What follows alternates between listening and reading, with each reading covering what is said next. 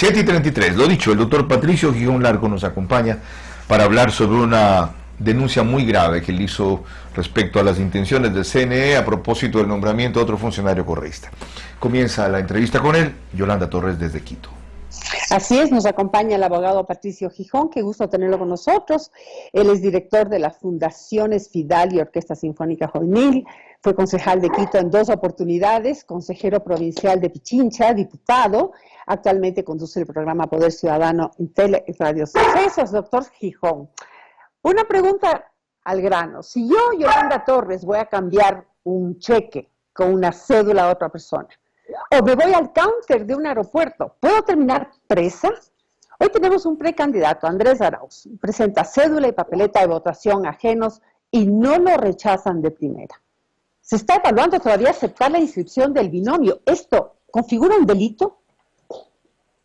Sin duda, al menos estamos hablando de una falta total de seriedad en cuanto al cumplimiento de una serie de reglas que rigen la vida civilizada de un país que no tiene seguridad jurídica, un país que no apega su conducta a la ley, un país que no exige a gobernantes y a gobernados el cumplimiento estricto de las normas legales, es un país que no tiene futuro.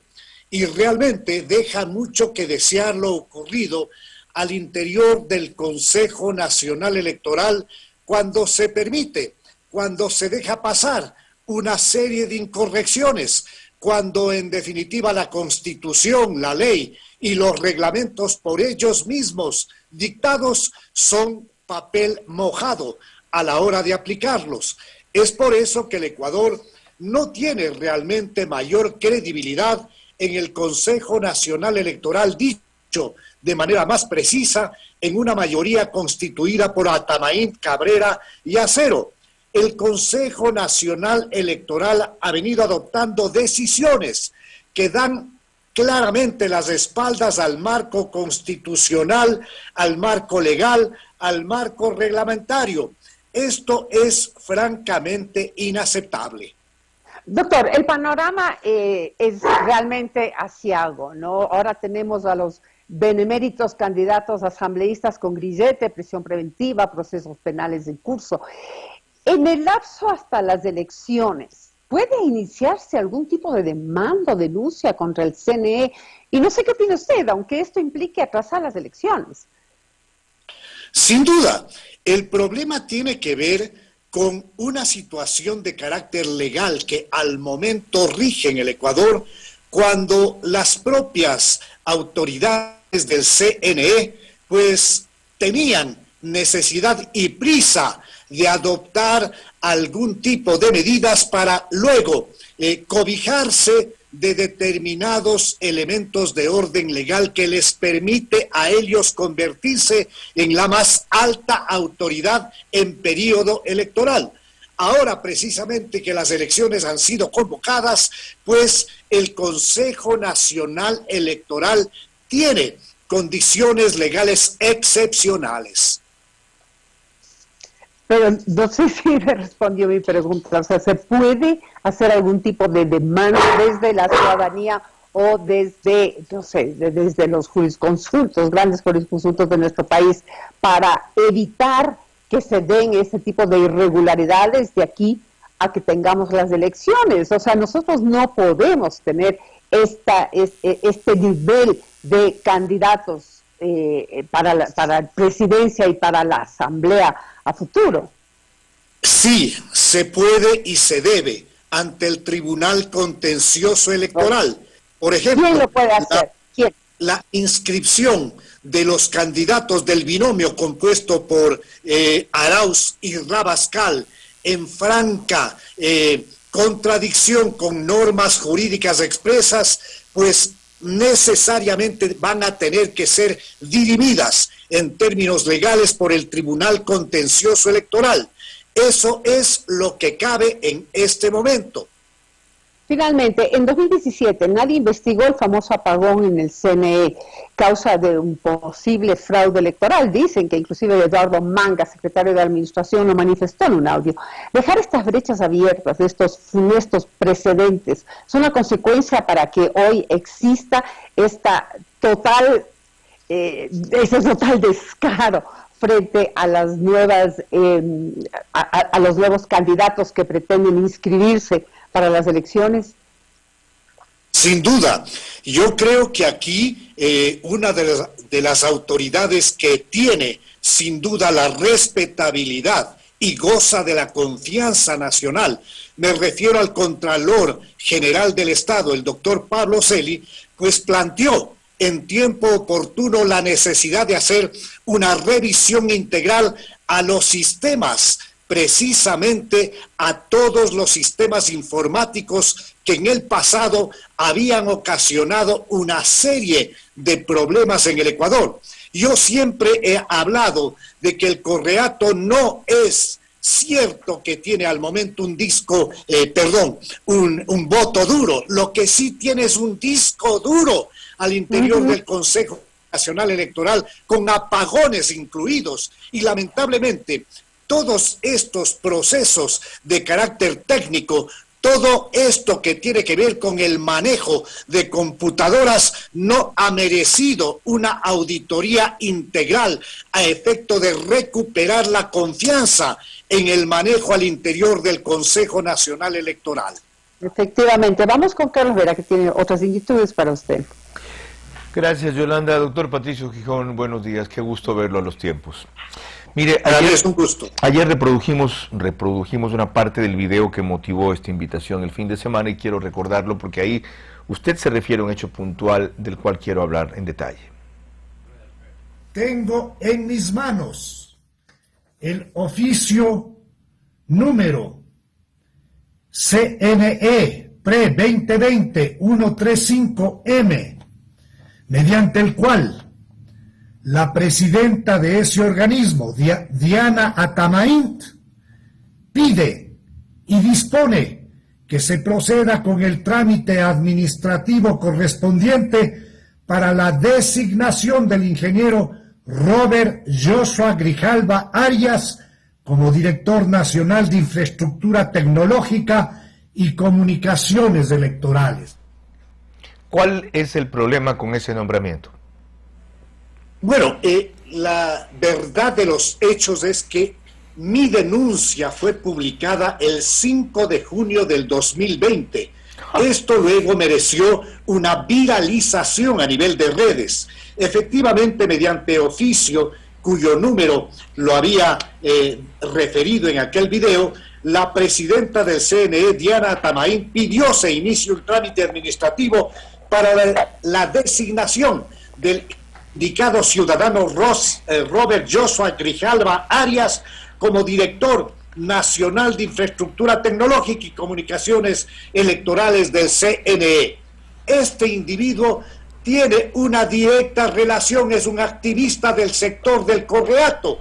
Frente a la denuncia que yo formulé en aquella época, apareció la presidenta del CNE a negarla y a decir que eso no había ocurrido. Yo volví a presentar el documento firmado por ella, esto es el oficio PRE-2020-135, y hasta ahí llegó, y al parecer se eliminó la posibilidad de esa designación. Luego, en últimos días, el portal La Posta ha venido denunciando la designación de varios reconocidos correístas al interior del CNE, dando nombres concretos, diciendo que esto tiene que ver con la forma como viene manejando la mayoría conformada por Atamaín, Acero y Cabrera. Ya, en verdad, yo vi lo de La Posta, cierto. Y hay un antecedente peor, doctor.